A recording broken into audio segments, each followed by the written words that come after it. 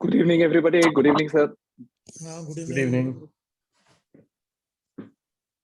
So I think, first of all, let me actually have, let me actually say that it's wonderful today to be a part of the 96th edition of the DigiConnect webinar. I think it speaks volumes of how we have progressed over the couple of years, and all of these sessions have been immensely appreciated. So today is going to be a very interesting session. And for all of you who have always been interested in what are the new advances in the field of medicine, when I say medicine, it's precision medicine and molecular oncology.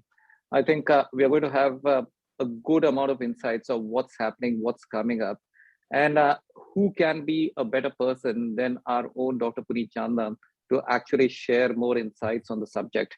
But before I actually invite him, let me first of all call upon the president of Occupational Health Association Delhi, AOH Delhi, Dr. Gajendra Kumar, to share a few words. Good evening, friends. As Dr. Ashish already mentioned, this is our 96th webinar. And through this webinar, in this hard time, for last 2 years, we will be regularly meeting every Saturday and discussing various topic of interest. So today topic is going to be very, very interesting, and our known Dr. Puneet Chandna is a well-known molecular biologist, and he is the right person for the deliberation on this subject. So with these few words, I welcome you all to this program and hand over to Dr. Ashish for further deliberations. Thank you so much, President Sir. And I think as I just touched upon, so today we have Dr. Puneet Chandna, and Dr. Puneet Chandna is going to speak on frontiers in diagnostics and modern medicine, molecular medicine. What is the next generation diagnostic testing and therapeutics? It's a very interesting topic. And Dr. Puneet Chandna, just to give a bit of more insight about him, he has done his MD in internal medicine. He has done his PhD in biophysics. He has been a past faculty at ACTREC Mumbai. He has huge amount of experience spanning more than 2 decades in the bioanalytical sphere. He has been a sought after speaker. He has been a consultant to several international societies. He has been author of more than 32 publications on the subject, and his expertise has been sought by leading international centers like Harvard, UCLA, Ohio State University, Pennsylvania, and others. So it's a very interesting topic, precision medicine, and I'm sure that many of us have always been looking forward to this topic. I really want to actually, first of all, welcome and thanks to Dr. Puneet for consenting to be out there and speaking on the topic today. So without further ado, I'll actually invite Dr. Puneet to take over. Thank you very much. Good evening. Thank you, Dr. Jain, and for your nice introduction for me. It's a pleasure to be here again on the 96th the session webinar we have on the series 1. And thank you very much, President Dr. Gajendra, to have me here again. It's a pleasure to always be looking up to you as a lead onto these webinars, and I'm sure it is not fallen prey to the COVID times, and now we are opening up. It'll be much more better, and I look forward to and your allowance to begin my talk, sir. Please. And for good reasons, I'll just put off my video and share my screen.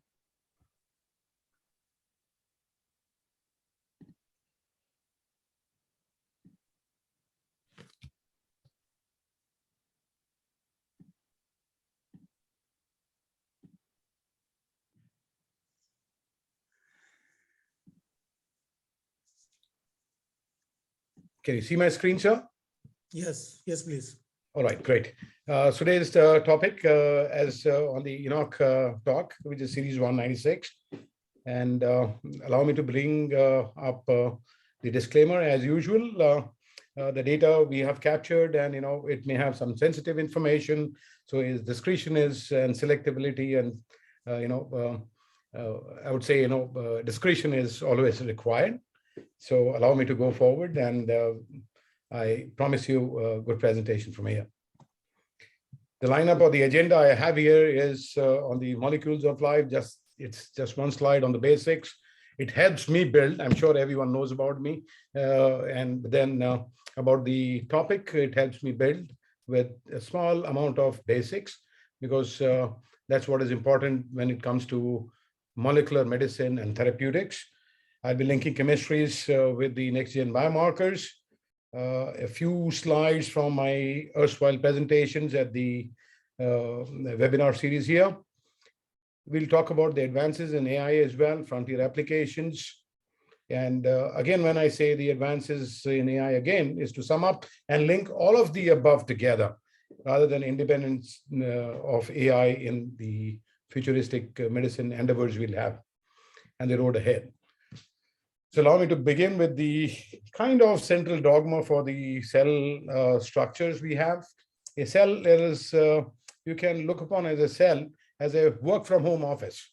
You have the nucleus where you work from, and maybe the workshop is the endoplasmic reticulum, the bathroom, which is the cell membranes and the walls, and so on. So it is quite representative, I believe. So imagine as a cell, what I have tried to depict here is a cell is performing a lot of functions. And the major functions are with the boss sitting in the office, which is the DNA. When we classify by specialty, the cellular and molecular biology would look at smaller molecules in the living system, if I have to say. When I say living system, it is all the species we see around us, any living organism, or even the microbes, which are further classified into bacteria and viruses as well.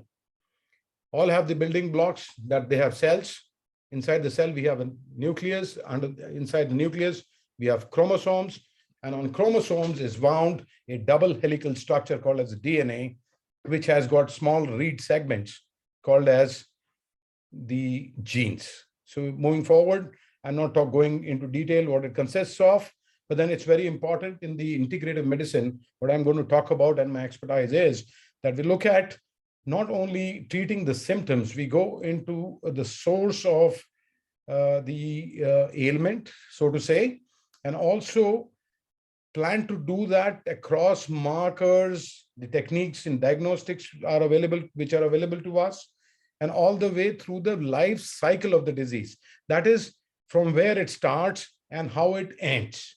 Unfortunately, there are many, terminal illnesses in cancer.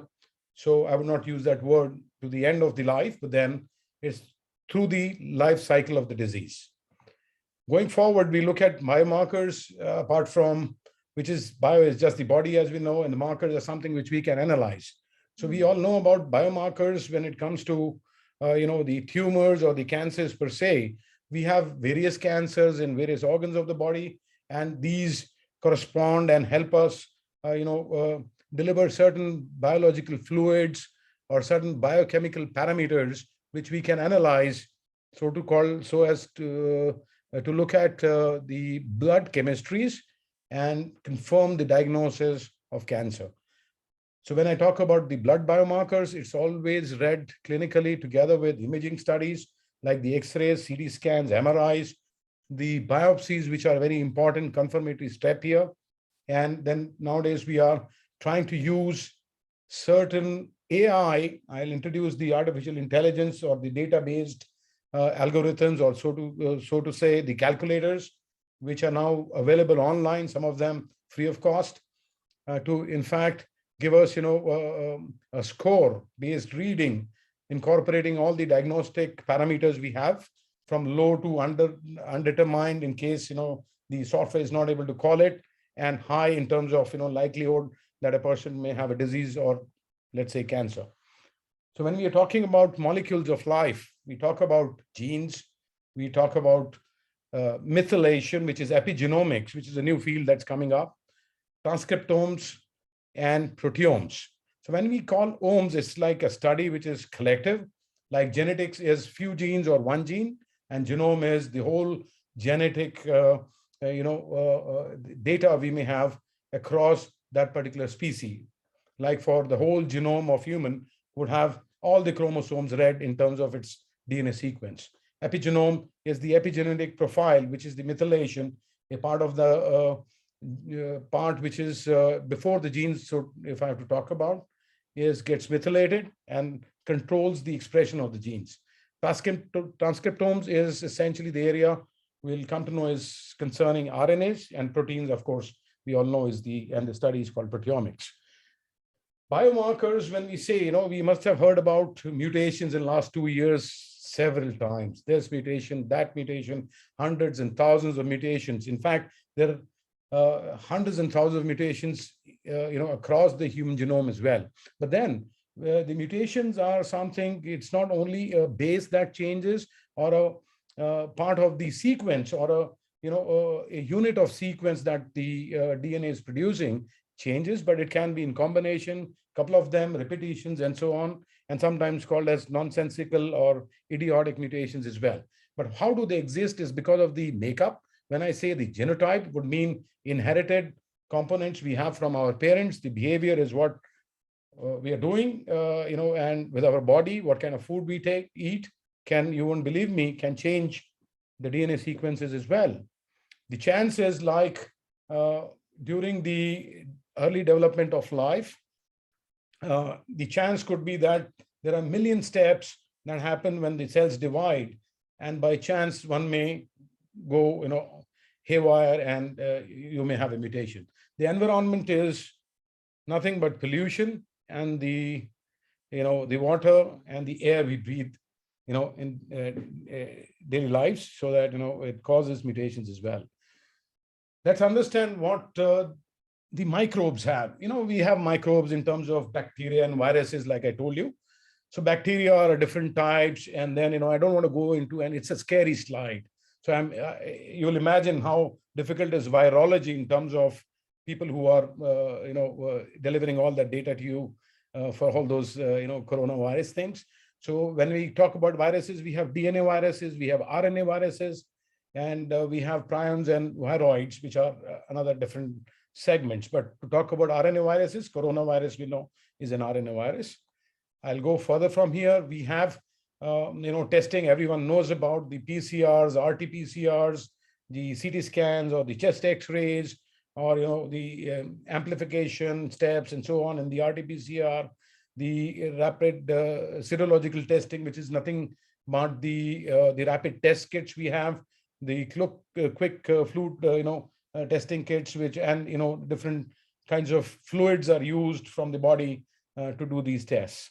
Moving forward, if I have to talk about, just for a slight shift from here, in cardiology, we look at various genes these days. And what I'm talking about here is something which is a reality, is not a research, which it was about 10 years ago. And we deploy such kind of testing in high-risk patients these days, which is mainly cardiomyopathies or arrhythmatic disorders like the tachycardias.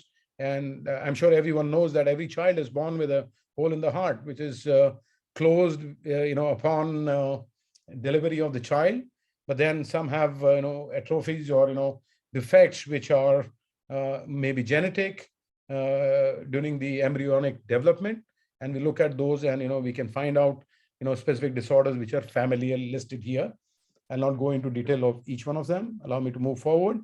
And when you talk about the cancer types, we hear about words like lymphomas, leukemias, sarcomas, carcinomas, myelomas, and mixed tumors, right? And they exist in different parts of the body and can spread from one side to the other. So when it's the primary cancer, it is where we found it, what is the source, where it started from, and we'll go forward to metastatic sites, which are called as the secondary sites for these cancers.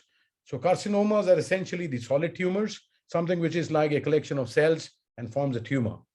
And to differentiate, I'll not go into many different classifications we may have, but then we'll tell you there are some liquid tumors. Why we call them liquid is because these are the blood cancers. So blood is flowing all across in the systemic circulation. So we call them liquid cancers. So when we are going for testing on these different types of cancers, we deploy screening methodologies like mammography, X-rays, MRIs with various capabilities, and CT scans for sagittal planes, and different kinds of images which are put together.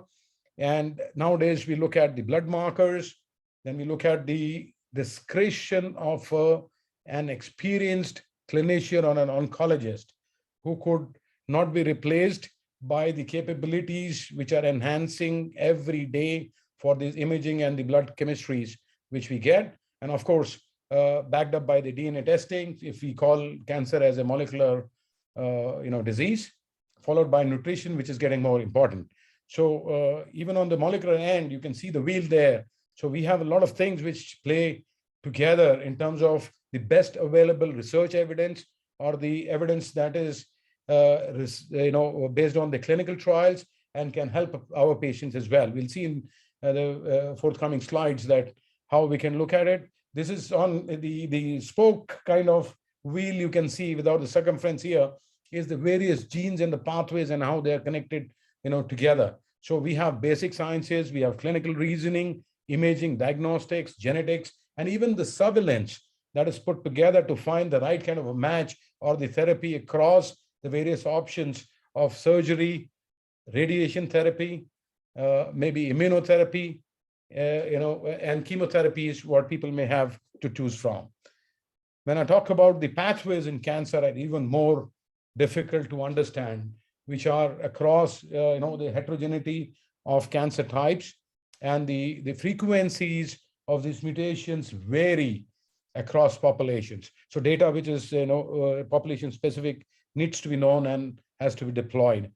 So when we're talking about biopsies, which is the ultimate confirmatory step, I respect those immunohistochemistry, which has been there for almost 100 years and helping us, getting the accurate source from where the origins of cancers have been, and in certain other skin, ailments, and they have been deployed every day. But then there's something that has come up new they call the liquid biopsy. Like I said, the liquid cancers, we even have biopsies which are normally tissues. They're taken out from the specific organ and sent for analysis, where they use various dyes and various other techniques and protocols to help us identify what kind of cells are involved in that cancer. So liquid biopsies are something which we call when the analysis is done for cancers using the blood and not the tumor sample. We'll see in the future slides how it works up. So there are a few terms we use in cancers, which is like the overall survival, progression-free survival, or disease-free survival, and so on. So this is, I would say, a flow, what we use normally to help patients decide and talk about and introducing a word called as a personalized medicine. Like we see that, in many cancers, though the population data is available and the frequencies of the mutations of different cancers, and even in various other diseases, change from population to population.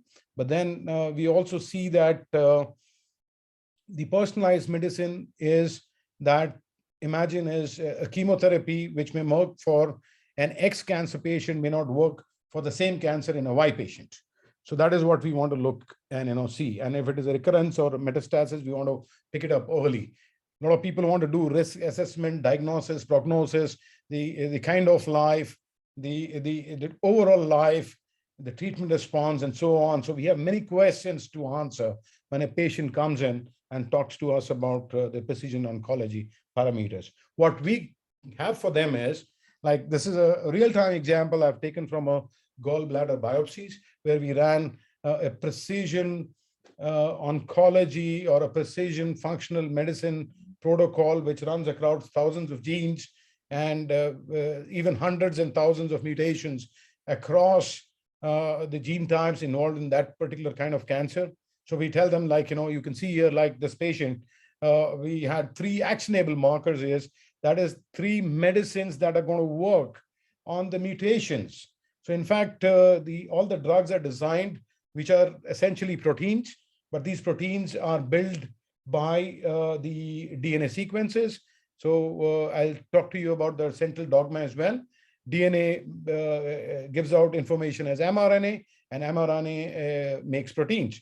So we have the counter proteins, which we have, in terms of the medicine and pharmacology we have talked about. So in this case, coming back, we have 3 combinations. So there are 3 different drugs, which the patient can have. The percentage in the blue circles, dark ones, would talk about what kind of efficacies they may have in case they are low or middle income group countries, LMICs as we call them, or the cost is prohibitive to deploy these 3 drug combinations. We go for the 2 drug combinations and have the oncologist, the medical oncologist, to select. And there are even monotherapies, which may be, like I said, when we started off, that it's the life cycle of the disease. So maybe they can try the 3 drug combinations first. If it doesn't work and the cancer comes back, you can choose, or there's a toxicity, you can choose between the 1 drug, which is monotherapies and so on, and various other selections. Even we match the patients with the trials within the country and abroad as well. Now, the other dimensions, after talking about this personalized cancer treatment or the targeted therapy, I would like to get into the cell therapy potentials. So cell therapy potential, if I were to talk about, is across various diseases from the musculoskeletal system, cardiovascular, respiratory, adipose tissues, even the women in the women reproductive system, which is uterus, and the cancers which are cervical and so on, or ovarian, and linked with the breast cancers, germline tumors, and we can talk about the kidney disorders. So, but then for that, I have just brought about here is the various classifications of cells that may be important here. When we talk about the blood forming stem cells, they may be important. So we leave it to the stem cells and what the types of stem cells and how they mature inside the body.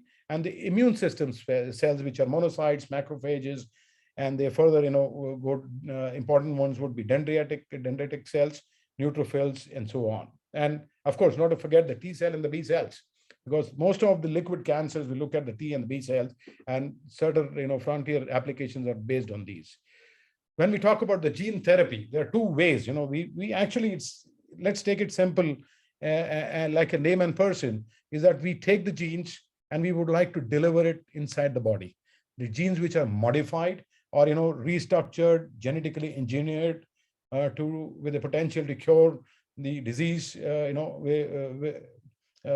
which can be done either directly, is the delivery that can be given through the injectables, but it's like a therapeutic gene we have to talk about. Now we call it as transgene because we have transcribed, we have changed this transcription factors here, which is in the transcription area of the DNA or RNA, so to say.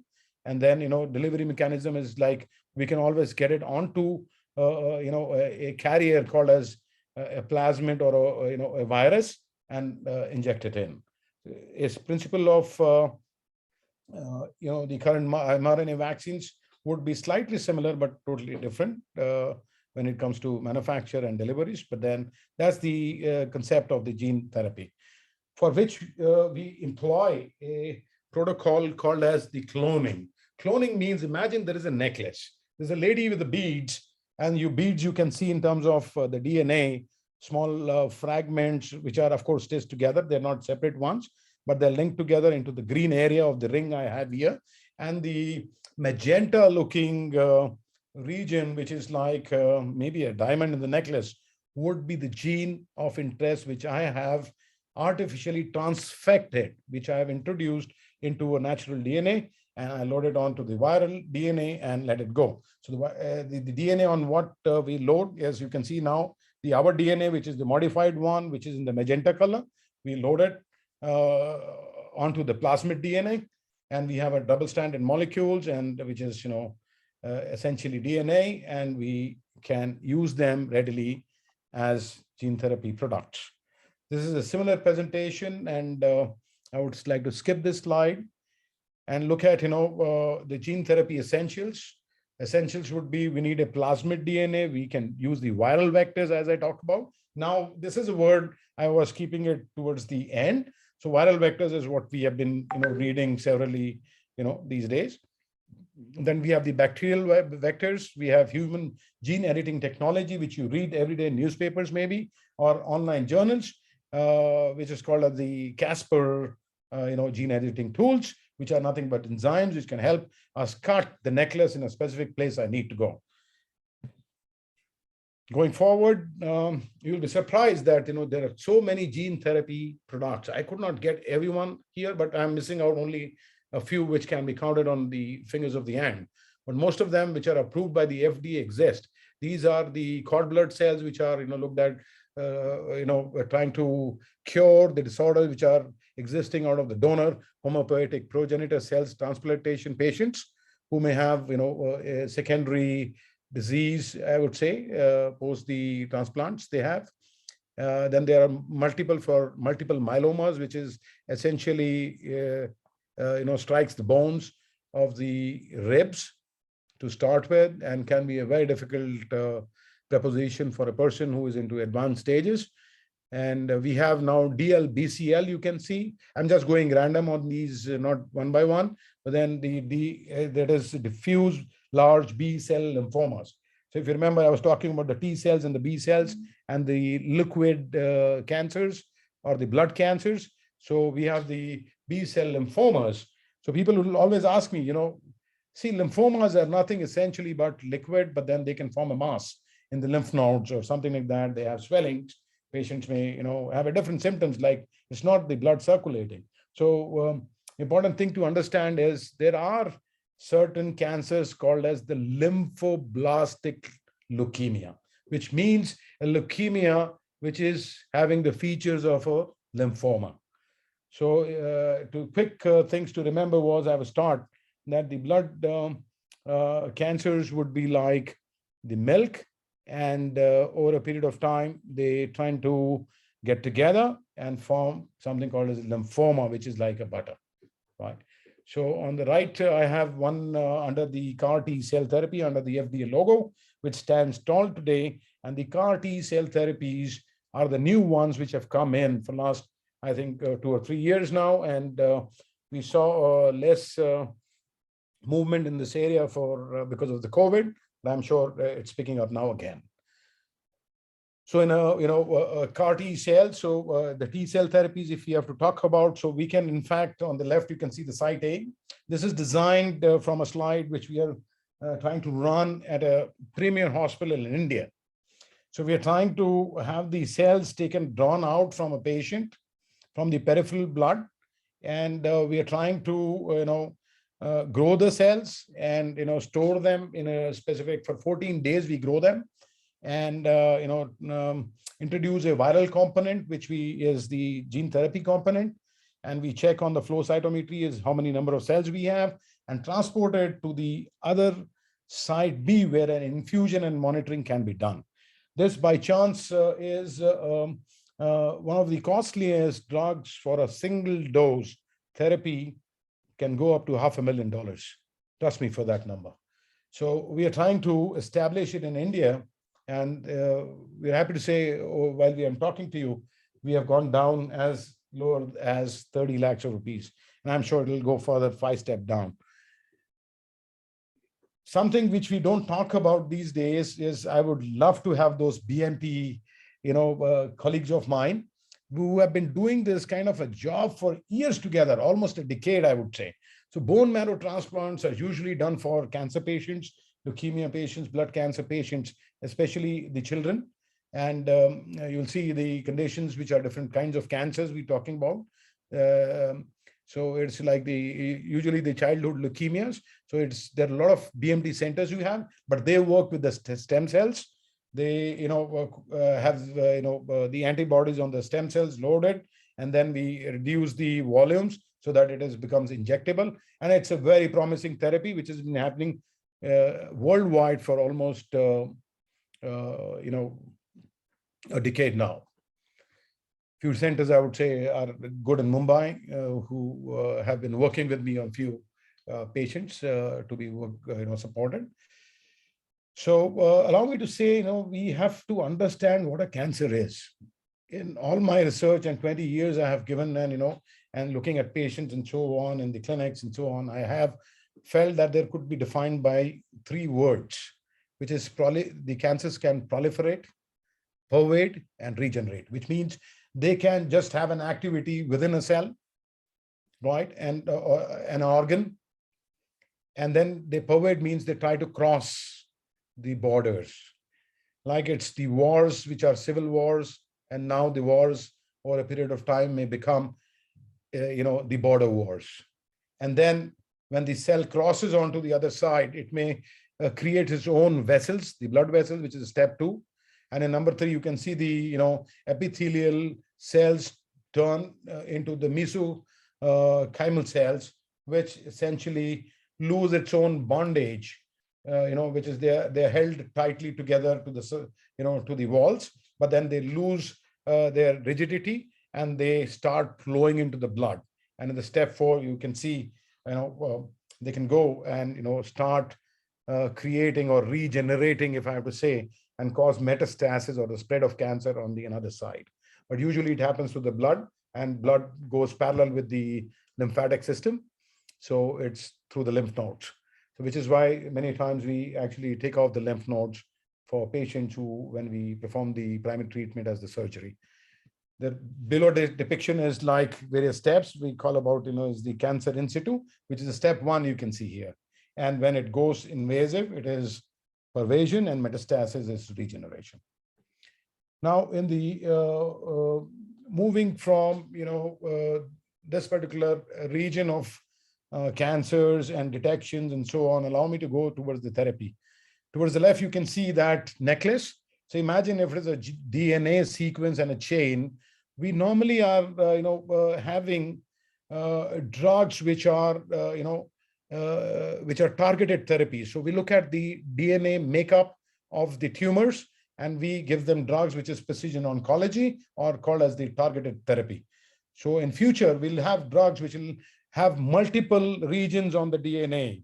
So chemotherapies, and they or other drugs, which is like immunotherapy. So precision medicine or precision oncology or molecular oncology or integrative oncology, these are the same words for all the things we do together in an integrated form. And these cancers, we'll talk about data, which is immunotherapy. It'll have the markers, which I've talked about. It talks about the real-time evidence of the clinical trials which are happening, because it's so evolving so fast that we need to have keep a tap on that. Following the the targeted therapy we spoke about in the last slide, allow me to move again onto yet another paradigms shift in the treatment, and that follows is biopharmaceuticals. So on the left, this is called the central dogma. We have the DNA, makes RNA, and then proteins. But what we are trying to do is, if you can see on the right hand side, the red color, the antisense drug. This is nothing but a sequence which is anti to the usual sequence on the second strand of the DNA. I, in fact, want to change that. So in the lab, I can do that. And with the protocols, we, add an antisense to the mRNA so that it joins, or, the translation doesn't happen. So it doesn't form the proteins. So that is what we are trying to achieve here. So this is what is called as the biopharmaceuticals. And a lot of people ask me when I tell them, you're a doctor who works with a DNA and cancer patients and so on. I said, yes. So, and then they ask me, oh, do you know that there's a 16 crore rupees injection given to someone? So I said, yes. So, so this is what biopharmaceuticals are, which are nothing but, I'll go back for a second. The antisense you see here are synthesized using chemicals. Earlier, they were being used for research, but now the biopharma companies, there are many in India as well. So they're looking at, synthesizing or producing or manufacturing the synthetic DNA with something called as the amidites and few other chemicals. So we set up something like this in 2 places in India already.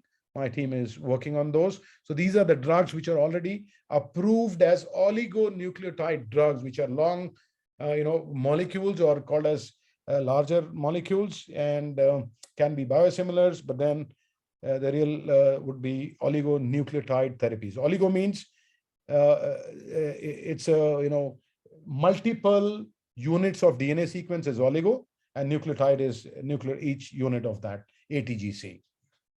Frontier applications in this would be, now we're trying to establish that, if we could have a COVID treatment with this, right? So we have an international group which is working now. So I've taken the data published recently. And um, so I see Dr. Shetty raising hands, but then we'll come back to you, sir. And so going forward, we have on the right, these are the molecules. You can see the indications. These are the indications all the way from Huntington's to DMDs, or even Dye syndrome, atrophies, beta thalassemia, and so on. They all have a potential with the synthetic oligonucleotide biopharmaceuticals. There are two difficult things, out of which one I felt in life was to be, to be thorough in one's learning and be very exhaustive in investigations, which also is depicted in the slide here. We may have clinicians across specialties. They may have about 2,500 different articles to reach every year. So imagine how much and how much time would you have to read through all of them in a day. So 2,500 divided by 365, let's say 300 working days, and 26,000 tests, which are genetic tests, which are available across more than 500 conditions. But they are fever guidelines. Most of them are working on the basis of the best available evidence, called as the evidence-based medicines, also used in trials. We also understand that blockchain, which you think about and read about, is the technology being used in the cryptocurrencies. In fact, it started as a mathematical tool for the biotechnology, applications. Pitfalls would continue because we all have this data, and we talk about the artificial intelligence, which you got a subset called as the machine learning, which could be like your dictionaries, right? So, or a deep learning, which is even further down. So when you type something on your cell phones over a period of time, the names of the proper nouns or the names of your own friends or the common words or even the names of medicines. My phone, I was amazed that it can pick up medicine names which are very difficult, because it remembers and creates a personalized tool as a dictionary for you. So this is what we understand from deep learning, but then these are the challenges. Algorithms are not common.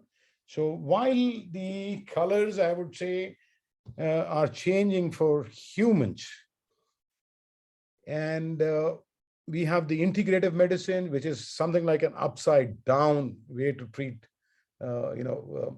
patients. I think the paradigms would be how we diagnose and treat them. So where do we stand? So allow me to just give out some questions which could help you decide as how we are going to treat. The awareness, diagnosis, treatment, and diets and reviews is what's going to be the future of medicine and how we'll treat patients. Now from here we'll enter into certain dynamics, and I'm happy that I'll cover one or two slides which have been from the last year, January 2021, when I was rather January or February, where I was standing on the same stage and talking about vaccines. So allow me, and let's understand there are a lot of good and bad news that's coming in from nature or the nurturing attitude we may have.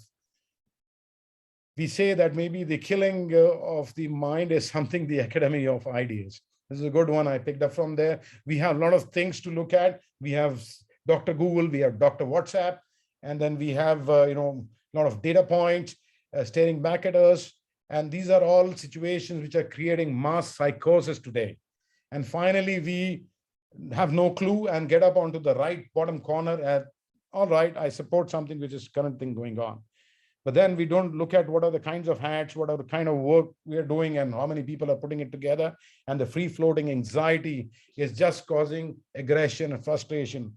Because in the post-COVID area, I had to talk about this. We'll be treating many other disorders apart from only the COVID conditions or the toxicities. We have a much more harder and a difficult preposition in front of the clinicians, and we have to tighten up, and maybe it will go on for a very long time. We'll be feeding out of the data which is being there. So if you see from the past and the future, I think the fee would be given away only after the outcomes will be realized. Many of those doctors were, in fact, staring back at us and denying that maybe the the molecular diagnostics would and molecular interventions may not be the future. If I talk about 15 years back, but then now in a lab, we're trying to do more of algorithms because it's not physically possible to have a roadmap for a disease with so many mutations, thousands and millions of data points being collected every day. So more of the things would go more virtual, personalized, crowdsourced, AI enhanced, right? And we have to be living up to that. Very important slide, and I'm happy standing here to say that in the issue 43 of the series 1, right, almost halfway down in the last year, January, we talked about these vaccines. And I have just colored that here is that, we were talking about the clutters which may be, or the toxicities which we may have in terms of the viral vectors which we use. So it is in fact something which is, it is not relatively deployable, I must say. When we talk about molecular medicine, we talk about molecular diagnostics, nothing is absolute. But then we were talking about that it can leak into the bloodstream and infect the liver. But then now we have data which is there. I'm happy to say we were the first ones to predict from here in India. Now we have certain things. When the vaccines take the route of the liver and enter the systemic circulation, you can see something on the right hand side. So when we say transcription in the central dogma, so transcription means DNA gives the genetic code to RNA. RNA carries this forward in the form of messenger RNA and gives it to the ribosomes to make the proteins. But then if this goes reverse, or it's retrosposition, if we call it, or it is reverse transcribed, RNA never became a DNA, but in this case, it may give rise to something, enzymes, which can promote that within the cell, called as the line 1. Line 1 are nothing but reverse transcriptases, and we, shall I say, need to brace for metabolic disorders, cancers. So this is a study which has come up recently, and it's been talked about.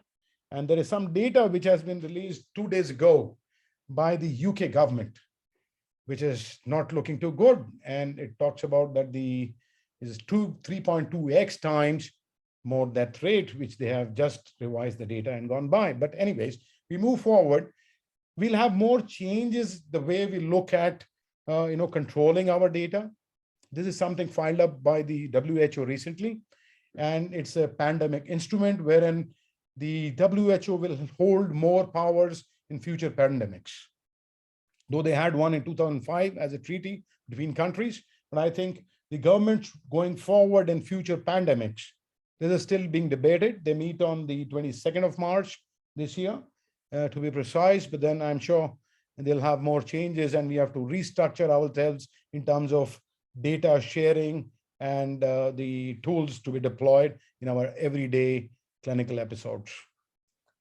Unfortunately, there were mixed stories we got from Sweden, which looked at the evidence and they felt that the knowledge was not sufficient, and they've turned down the vaccine, whereas for the kids between 5 and 11, whereas when we go about the Moderna, which has been in controversy for a very long time, has been approved.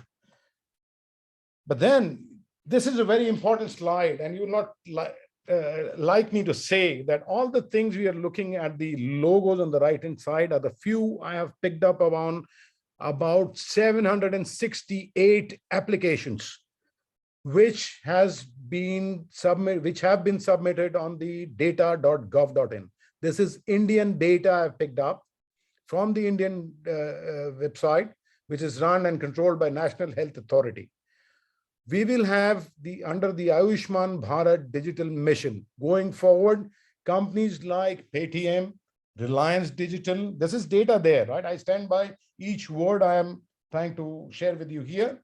Under the digital mission, there's a website called as the Sandbox. So if you go there, you'll find all these, imagine Paytm would be collecting healthcare data. There's a silence, yes, but then it is. And Reliance Digital, Practo, we all know about. Apollo Hospitals is a leading player already. SRL, and there are many more. There are 768 applications which are currently on hold, and about 36 have been given a pass. So this will become the backbone of how we'll be treating, and you can see the depiction and the different steps which will take. So all the data, maybe the health cards would be delivered, and we have to be ready for this. We cannot really go by, but then it may have different, we are talking about CRISPRs in the ethics, we're talking about social security numbers, we're talking about the genetically modified babies. We have meat products which are more vegetarian, which are sold in Singapore now, and we may talk about mutant soldiers. I'm sure people might have read some, seen some documentaries lately. So this is the time. You feel that it may be closer, but no, it is closer than what we think today, and it's already there. So with those things, I would leave you with the picks you may have for the frontier applications and how good they may be. But then I would leave it with the first three words of the Hippocratic oath we all take, which is the primum non nocere. First, do no harm, and then proceed further and analyze, because discretion is going to play a very important role. And like we have the founder of the Mayo Clinic say, the glory of medicine is that it is constantly moving forward, that there is always more to learn. The ills we may have talked about today are something which is close to my heart, or something which we may not agree with today. So the ills of today do not cloud the horizons of tomorrow, but act as a spur to greater benefit. So allow me to end my presentation here with a thanks to the audience and to help me deliver this important lecture. Thank you very much. So thanks a lot, Dr. Puneet. I think it was as interesting, and I think what it also gives us a message is that this field is so new and so upcoming. It's really important for us to keep abreast of the changes. I see that we have questions, so let me first begin with Dr. Gajen, who has a question. Sure. First of all, I congratulate Dr. Puneet for such a wonderful talk. The topic was very, very difficult, but you made it very easy for all of us. And not only that, you covered all the things in great detail. And right from the primary cell structure onward, you have come up to the last. So this is a wonderful talk. So my heartiest congratulations on that. Thank you very much. Now I got a remarks and a question to you. Sure. My remarks is about your last slide regarding Ayushman Bharat digital mission. Let me tell you, Dr. Saab, the way the systems are working in the government, this will never occur in India. Even government do not have a complete data of its employees. Leave aside the total population, which runs into 1.35 billion. And the government number of government employees is just 50 lakhs. Complete data of government employees is even not available, central government employees, not talking of state government. So in such a scenario, it is a huge task, and I have very much, I have my own apprehension that it will never ever be, completed. So this is one. This is my remark. Anyway, let us be hopeful, and with the new technology, maybe the things will improve over the period of time. Now, coming to my question is regarding this treatment of especially blood cancers, lymphoblastic leukemia, the gene therapy or bone marrow transplant, which is considered to be the best, and if there is any role of stem cell therapy.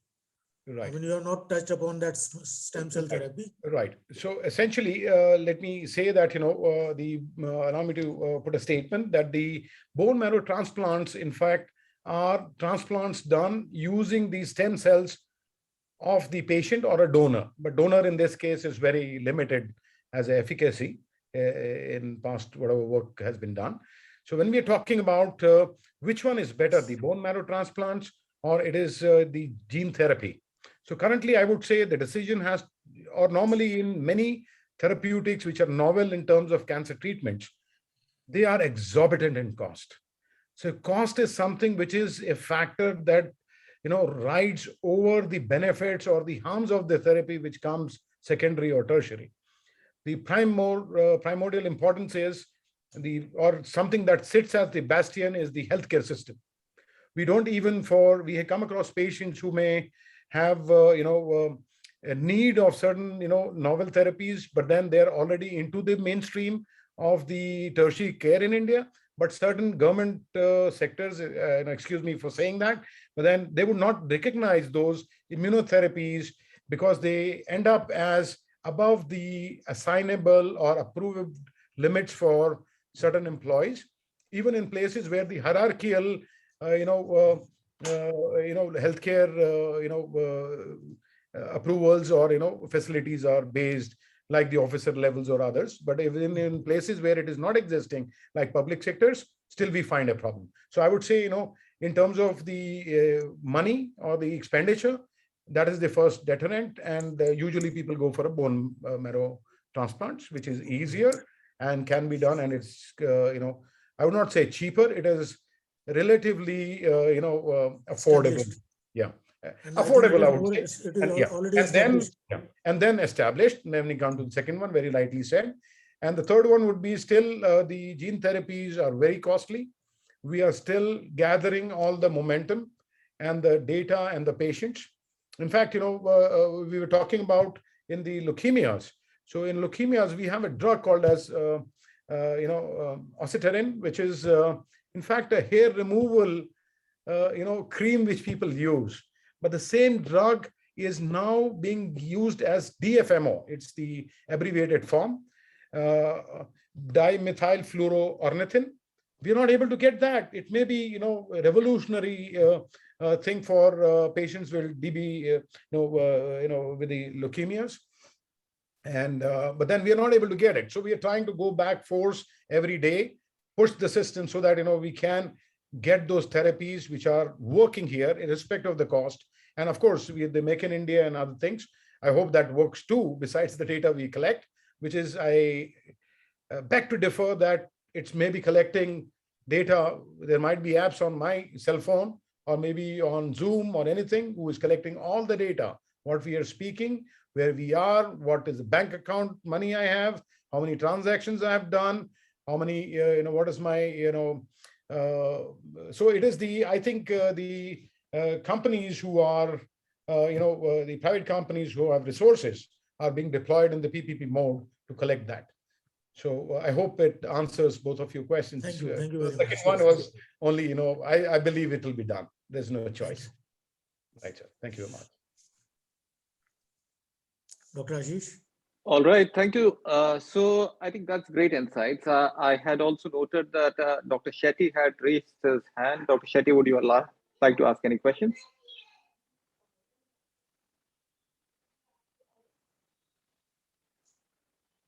Okay, I think he has lowered his hand. So I'm opening up the floor now to any other questions which might be there from our audience. Sure.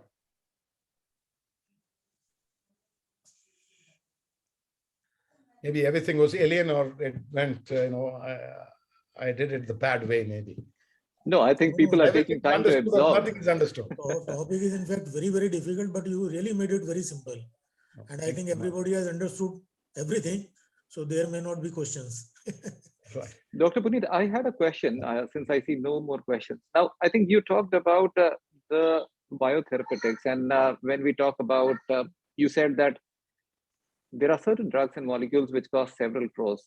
Now, I know that when we think of this, and in the past, there have been organizations like Novartis and others who have been putting up something which was called as a lottery scheme where people can apply and perhaps gain the benefit of not putting up the entire cost, but going through the lottery system. Considering the fact that when you think from the cost perspective, it is still prohibitive, and not only in the Western countries, but also in India, it's significant. Do you see any ways by which people are able to kind of take this up in a much more reasonable manner? I know that as of now, insurances don't cover it, and even there is no direct kind of approach apart from a lottery system by which people can enroll.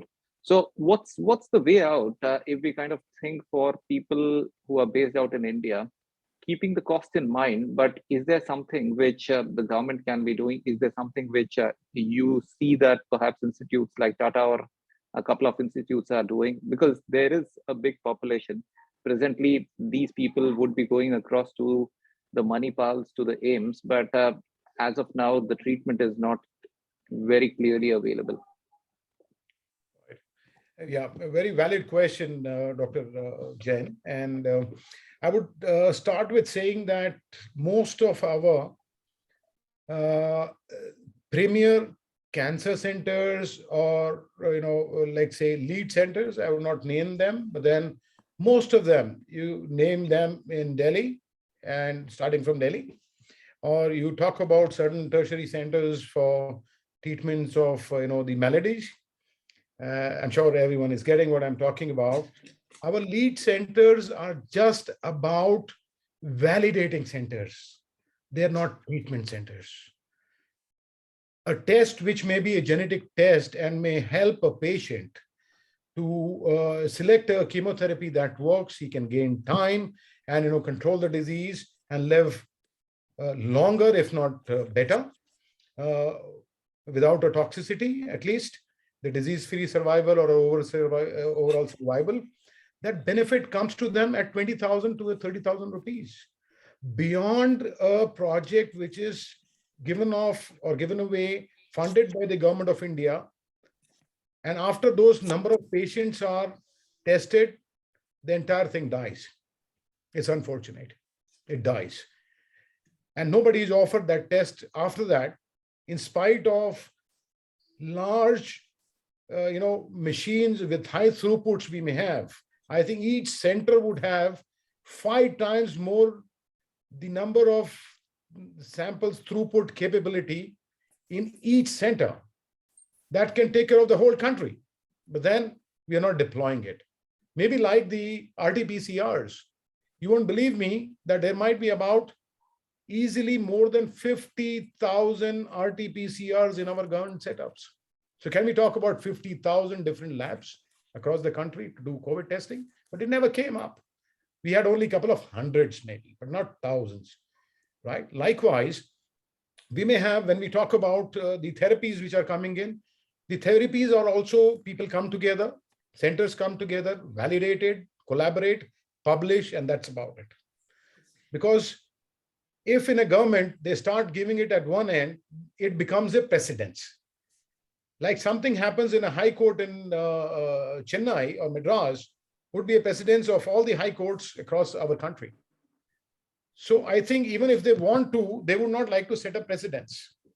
So which is where the government has to come forward and understand and make a committee and see that what are the things which are affordable. And as you rightly picked up, there might be certain, the pharma companies have to come forward and look at exploring their trials across the country, not only with those centers, but then if there are nodal centers which are already established for that kind of hierarchical blessings we might have to take from them. But I think the centers at district level should be taken up. And there are schemes which are currently running which do not reach the customers or the of the pharma or the patients who actually need them. So there are schemes which are held in between. I will not name them. We get some it's like a 2+1 or 1+2 also, but it is not given away by our private hospitals to the patients because their system does not allow it.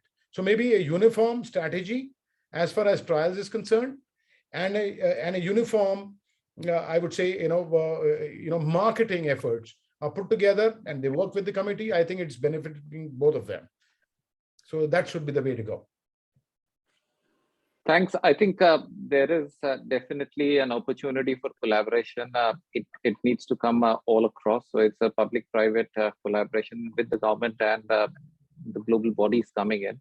And I think if we are able to kind of establish that system forward, it would enable a lot of people who are especially affected, or the children or the families are having issues. So I think they would benefit a lot. Thanks, Dr. Puneet. I would like to just add, Dr. Jain, I missed out on one point you had asked me. Like, crores of rupees, one injections which are given. Trust me, if we make those oligonucleotide synthetic DNA so-called products in India, that whole product can be given at 2 lakhs of rupees. Wow. And I stand by that word. I am making. Wow. Right. I think just that's making for quite India. big and significant, and I think that will be a revolution if that can be done. So we are Really, working I think that's forward. a great step forward. Dr. Jain, I would, Dr. Tyagarajan has raised. yeah. So, Dr. Tyagarajan, would you like to Yeah. share your feedback? Thank you, Dr. Jain. Congratulations, Dr. Puneet Chandna. Wonderful. You have prepared very well. A lot of homework has been done. Just like, don't mistake me, just like Mr. Putin of Russia, who prepared and smashing Ukraine, you have covered everything very beautifully. Beautifully, everything is so much interesting. Every word of yours is so much interesting, and we are really, it's a learning path. And thank you, sir, Gajendra Kumar, sir, you are reaching towards century. And it's a great honor, especially for AUHD under your leadership. Congratulations, Dr. Puneet Chandna, you have covered everything, and many of the things we were not knowing, and really it is an interesting. Only thing is, like Dr. Gajendra Kumar has said, ours is a 1.3 billion people. Make a data is very difficult, because I tell you one thing, I had a just now, no, this one is 2 GB, it is already crossed. So they have cut it. See, internet, it is already gone. Maybe because, they don't need 2 your GB it pictures is. more. They need your data more, which they already have. No, 2 GB per day. It is just cut. So this especially private partnership, no, for people, especially in villages and all, they find it very difficult, because if it is covered under insurance and if it is the big people, it's maybe helpful. But India is a very big country, needs a lot of calculation, and health, especially health and shelter, we people ask for, it is they say subsidized rate. Okay, anyhow, thank you. You have covered everything. Wonderful speech. Beautiful. Thank you very much, sir. It's a pleasure. Thanks, Dr. Tyagarajan. And I think I'll also check for any other feedback, Dr. Auditor or Dr. Parekh, in case you have any other suggestions, comments, feedback to share. I could see one Dr. VP Singh, I guess. Yeah, sorry, go ahead, sir. Good evening, sir. Good evening, sir. How are you? Sir, it was unusual subject for all of us, but you presented like anything. It was in very simple manner. Yes, sir. Because to understand such kind of topic, it is quite difficult for each and everyone. Because usually we are not used to such kind of subject. And in industry, usually we are not talking such kind of subject at all. So it was wonderful, and as usual, you are so fluent and dynamic speaker. So we enjoyed fully. Thank you so much, sir. Thank you. It's a pleasure. So very good presentation. Thank you very much. Thank you, Dr. Sanjay. It's a pleasure to be with you. So I think we have now come almost to the end of the session today. I really want to thank Dr. Puneet for coming over today and presenting this in a lucid manner.